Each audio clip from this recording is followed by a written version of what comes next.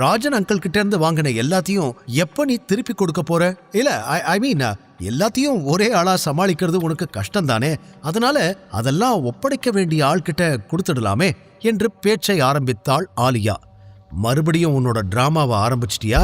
நான் தான் ஏற்கனவே சொல்லிட்டேனே, டைகரை கூட்டிட்டு வா, அதுக்கப்புறம் இதை பத்தி பேசிக்கலான்னு. நீயும் ஒவ்வொரு முறையும் ஒவ்வொரு காரணம் சொல்ற, ஆனா டைகர் வந்த மாதிரி தெரியலையே. உனக்கு வெளியிலிருந்து பார்க்க இதெல்லாம் நான் அனுபவிக்கிற மாதிரி தெரியலாம், ஆனா இந்த சாம்ராஜ்யத்தை கட்டி காப்பாத்த நான் எவ்வளோ கஷ்டப்படுறேன்னு தெரியுமா? அந்த டைகர் ஒரு கோழை. சின்ன வயசுல ஓடி போனவன் எப்ப வேணாலும் திரும்பி வந்திருக்கலாம், இல்ல ஏன் வரல? பயம். அவன் பயந்துட்டான், திரும்ப வரமாட்டான். ஒவ்வொரு நாளும் இது எல்லாத்தையும் காப்பாத்துறதுக்காக செத்து பிழைக்கிறது இந்த சூர்யா தான். ஆனா உங்க யாருக்குமே அது ஒரு விஷயமாவே தெரியல என்று சூர்யா தன்னை ஒரு தியாகி ரேஞ்சுக்கு சொல்லிக் கொண்டே போக சர்வா ஆலியா இருவரின் முகமும் மாறியது. அவனது பேச்சை சர்வாவால் சிறிதும் பொறுத்து கொள்ள முடியவில்லை. இதற்கு மேலும் தன்னுடைய அடையாளத்தை மறைக்க கூடாது என்று முடிவெடுத்த சர்வா அடுத்த நொடியே, உனக்கு என்ன வேணும்னு என்கிட்ட சொல்லு என்று ஆலியா மற்றும் சூர்யாவுக்கு இடையில் நின்று கைகளை கட்டிக்கொண்டு கேட்டான். அப்போதுதான் அவனை மேலிருந்து கீழ்வரை பார்த்த சூர்யா, யாருது, எதுக்காக இவனை உன் கூட கூட்டிட்டு வந்திருக்க என்று சந்தேகமாக கேட்டான். இவன் என்னோட பிசினஸ் பார்ட்னர், பேரு சர்வா என்று வேண்டுமென்றே சர்வாவின் பெயரை முழுமையாக கூறாமல் மறைத்தாள். சர்வா என்று மீண்டும் சர்வாவை ஒரு மாதிரி பார்த்த சூர்யா, நீ டைகரை கூட்டிட்டு வந்திருப்பேன்னு நினைச்சேன் என்று சத்தமாக சிரித்தவன், அவன் வரலையா? ஓடி போயிட்டானா? எப்பவும் போல ஓடி போயிட்டானா அந்த பயந்தாங்கோலி என்று சொல்லி அவனாகவே தனியாக சிரித்துக் கொண்டிருக்க அவனை தன் பக்கமாக திருப்பிய சர்வா, என் பேரு வெறும் சர்வா இல்ல, சர்வேஸ்வர ராஜன். நான் தான் டைகர். நீ நினைக்கிற மாதிரி டைகர் ஒன்னு கோழை இல்ல என்று கைகளை கட்டிக்கொண்டு தீர்க்கமாக கூற சூர்யா முகத்தில் அதுவரை இருந்த அந்த சிரிப்பு அப்படியே மறைந்து போனது. ஒரு நொடி அதிர்ச்சி அடைந்தவன் அடுத்த நொடியே, என்ன ஆலியா, எந்த டிராமா ஸ்கூல்ல இருந்து இவனை கூட்டிட்டு வந்த? பரவாயில்ல, நல்லா நடிக்கிறான், ஆனா இன்னும் கொஞ்சம் நல்லா நடிச்சிருந்தா நானே இவன் தான் டைகர்னு நம்பி இருப்பேன் என்று கூறி மீண்டும் சத்தமாக சிரிக்க ஆரம்பித்தான். ஒரு புறம் அவனது சிரிப்பு சத்தம் அதிகரித்துக் கொண்டே போக இன்னொரு புறம் சர்வாவிற்கு கோபம் அதிகரித்தது. இருவருக்கும் நடுவில் நின்ற ஆலியாவிற்குத்தான் ஒன்றுமே புரியவில்லை. வர வரைக்கும் யார்கிட்டையும் எதுவும் சொல்லாதேன்னு என்கிட்ட சொல்லிட்டு இப்ப வந்த உடனே சூர்யா கிட்ட நான் தான் டைகர்னு சொல்றான், இவனை புரிஞ்சுக்கவே முடியலையே என்று குழம்பி போய் நின்றவள் பிறகு, சூர்யா அவன் ஒன்னும் பொய் சொல்லல, நிஜமாவே இவன் தான் டைகர் என்று அவளும் கூற சூர்யா சிரிப்பதை நிறுத்திவிட்டு கோபமாக பார்த்தவன், நீ என்ன நினைச்சுக்கிட்டு இருக்க? யாரோ ஒருத்தரை டைகர்னு கூட்டிட்டு வந்தா உடனே நான் எல்லா ப்ராப்பர்ட்டிஸையும் கொடுத்துருவேன்னு நினைச்சியா? இவன் தான் உண்மையான டைகர்னா இவ்வளவு வருஷம் எங்க இருந்தான்? இவன் அப்பா எவ்வளவு சொத்தை விட்டுட்டு போயிருக்காருன்னு இவனுக்கு தெரியாதா? இவ்வளவு வருஷம் என்ன பண்ணிக்கிட்டு இருந்தான் என்று சூர்யா எரிச்சலுடன் கேட்க, அப்பா என்ற வார்த்தையை கேட்டதும் அதுவரை கட்டி வைத்திருந்த சர்வாவின் கோப முடிச்சுக்கள் அவிழ்ந்து எட்டி சூர்யாவின் சட்டையை பிடித்தவன், நான் தான்டா டைகர், நான் திரும்பி வந்துட்டேன்டா என்று அந்த இடமே அதிரும் அளவிற்கு சத்தமாக கத்தினான். சூர்யாவின் முகம் வெளிரி பயத்தில் தடுமாற ஆரம்பித்தான். என்னதான் நடிகனாக இருந்தாலும் தனது சட்டையை பிடிக்கும் அளவிற்கா அவனுக்கு தைரியம் இருந்துவிடும்? அப்படியெனில் இவன் உண்மையான டைகராக இருப்பானோ என்ற சந்தேகம் அவனுக்குள்ளும் வர வேகமாக இருவரையும் பிரித்துவிட முயற்சி செய்த ஆலியா, என்ன பண்றீங்க ரெண்டு பேரும்? டைகர் சொன்னா கேளு, அவனை விடு, யாராவது பார்த்தாங்கன்னா உன்னைத்தான் தப்பா நினைப்பாங்க என்று இருவரையும் விலக்கி விட்டாள். ஆலியா உண்மைய சொல்லு, இவன் யாரு என்று மீண்டும் கேட்டான் சூர்யா. உனக்கு என்னால பதில் சொல்ல முடியாது, கொஞ்சம் வெயிட் பண்ணு. விக்ரமன் எங்க?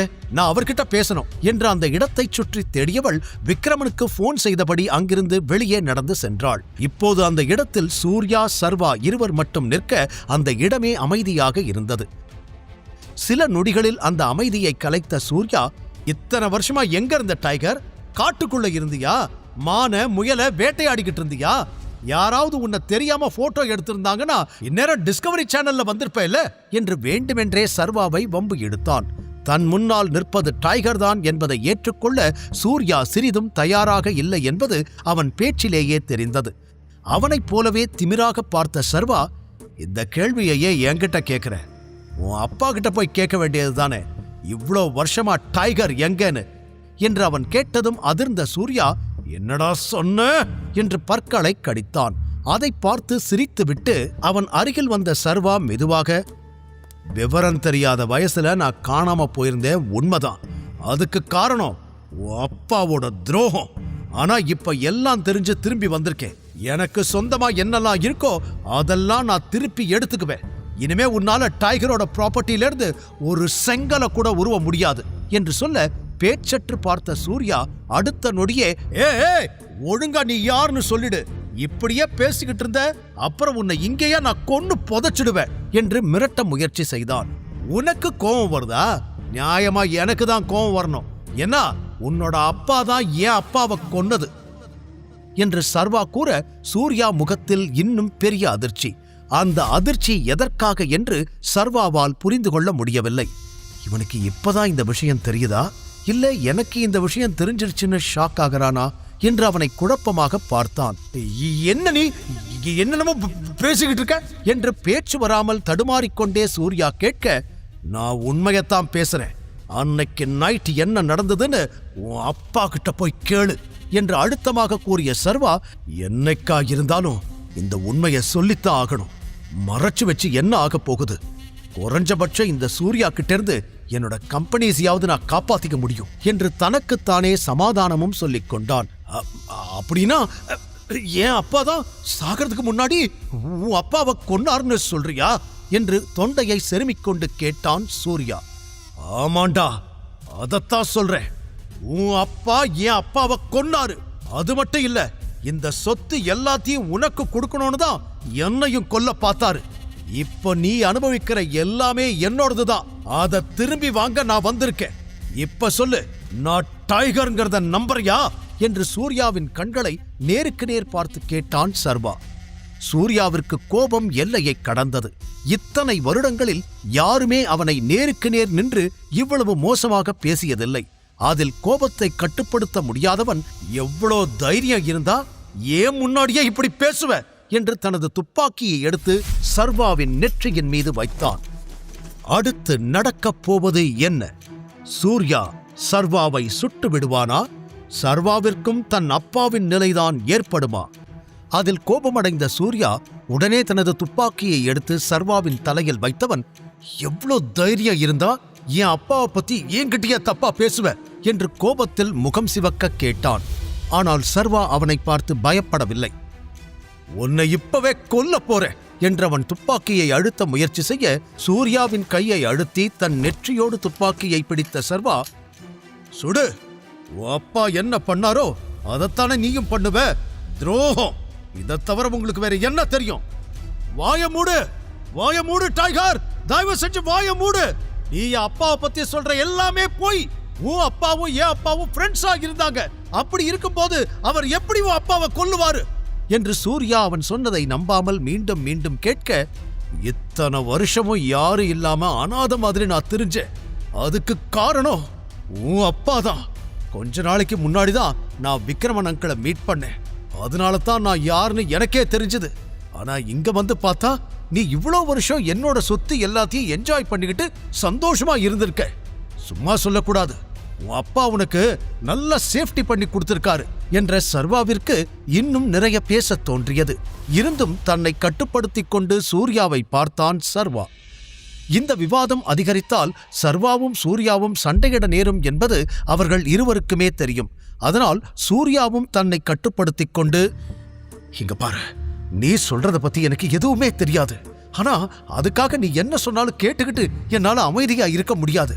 நான் இப்பவே இங்கிருந்து கிளம்புறேன், அதுதான் எல்லாருக்கும் நல்லது என்று கூறி அங்கிருந்து செல்ல பார்க்க சர்வா அவனை தடுத்தான். நீ இங்கிருந்து போனா இது எல்லாமே உனக்கு ஏற்கனவே தெரிஞ்சும் நீ என்னை ஏமாத்திருக்கேன்னு நான் எடுத்துக்கலாமா என்று கேட்டதும் அப்படியே நின்று விட்டான் சூர்யா. அவனது பார்வை ஓரமாக நின்று கொண்டிருந்த ஆலியா மீது படிந்தது. இவ்வளவு நேரம் இருவரும் பேசிக் கொண்டிருந்ததை அவள் கேட்டிருப்பாளோ என்ற சந்தேகம் சூர்யா மற்றும் சர்வா இருவருக்குமே வந்தது. இருவரின் பார்வையும் ஆலியா மீது இருக்க அவள் ஏதோ பேச வாய் திறந்த நேரம், எல்லாரும் என்ன பண்ணிக்கிட்டு இருக்கீங்க என்று பின்னாலிருந்து குரல் கேட்க மூவரும் திரும்பி பார்த்தனர். அங்கு முகத்தில் பெரிய புன்னகையோடு அவர்களை நோக்கி வந்து கொண்டிருந்தார் கரிகாலன். அவரை அங்கு எதிர்பார்க்காத மூவரும் ஒருவரை ஒருவர் பார்த்துக்கொள்ள, என்ன பாக்குறீங்க, நான் எதுவும் லேட்டா வந்துட்டேனா? மீட்டிங் முடிஞ்சிடுச்சுன்னு மட்டும் சொல்லிடாதீங்க.